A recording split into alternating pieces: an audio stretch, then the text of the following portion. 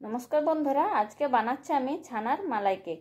আর এই কেকটা খেতে ভীষণ টেস্টি আর খুবই সফট হয়। তো এই কেকটা বাচ্চাদেরও ভীষণ পছন্দ হবে। তো আমি কিভাবে মালাই কেকটা বানাচ্ছি চলুন পুরো ভিডিওটা স্কিপ না করে দেখতে থাকুন। আর প্রথমেই আমি একটা মিক্সিং জার নিয়ে নিয়েছি। এবার ওর মধ্যে আমি দিয়ে দেব 1 কাপ পরিমাণে ছানা। ছানাটা আমার নরমাল ছানা, সেটা দিয়ে দিলাম। এবার ওর মধ্যে দিয়ে দেব ওই কাপেরই পরিমাপ করে আমি 1 কাপ দিয়ে দেব সুজি, আর দেবো এখানে 1 কাপের থেকে একটু কম চিনি। এবার মিষ্টিটা আপনারা আপনাদের পছন্দ মতো দিতে পারেন। আর দুটো এলাচ ফাটিয়ে দানাগুলো দিয়ে দিলাম। আর দেবো 1 কাপ পরিমাণে দুধ, মানে দুধটা জাল দিয়ে ঠান্ডা করে সেই দুধটা দিয়েছি। এবার আমি মিক্সিতে এটা পেস্ট করে নেব। তো এইদিকে আমি মিক্সিতে পেস্ট করে নিয়েছি ব্যাটারটা। আর একটা বড় জায়গাতে আমি এই ব্যাটারটা ঢেলে নেব। আর দেখে বুঝতে পারছেন যে ব্যাটারটা আমার কতটা ঘন হয়েছে। ঠিক এইরকম মতোই রাখতে হবে। এবার এর মধ্যে আমি 2 চামচ পরিমাণের এখানে ঘি দিয়ে দেবো। এখানে ঘিয়ের পরিবর্তে বাটারও দিতে পারেন বা সাদা তেলও দিতে পারেন। আমার যেহেতু বাটার ছিল না তাই আমি ঘিটাই দিয়েছি।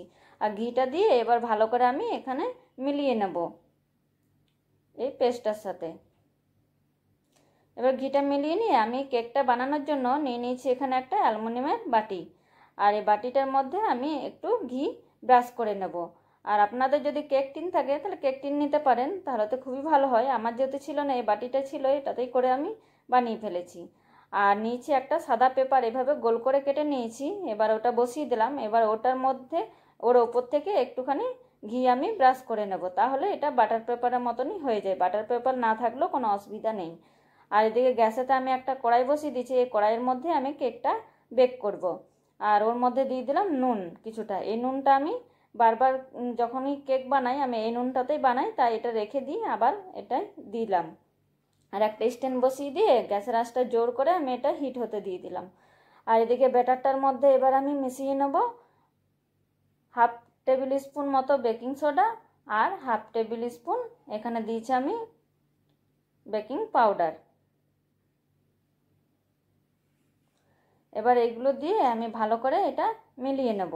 আর বেকিং সোডা বেকিং পাউডারটা যখন আপনি কেকটা বেক করবেন ঠিক তার একটু আগেই দিতে হবে, দিয়ে মিলিয়ে নিয়ে কেকটা বেক করতে দিতে হবে, তাহলে কি কেকটা ভালো ফোলে।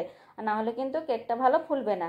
তো এবার আমি যে বাসনটাতে কেক বেক হতে দেবো সেটাতে আমি ঢেলে নিলাম। আর ব্যাটারটা ঠিক এই মাপেরই রাখতে হবে, খুব পাতলা করলেও কিন্তু হবে না। এবার একটু আমি ট্যাপ করে নিয়েছি, যদি ভেতরে একটু হাওয়া থাকে তাহলে সেটা বেরিয়ে যাবে। তো এবার আমার কড়াইটাও গরম হয়ে গেছে। এবার ওই স্ট্যান্ডের মধ্যে আমি বাটিটা বসিয়ে দিলাম।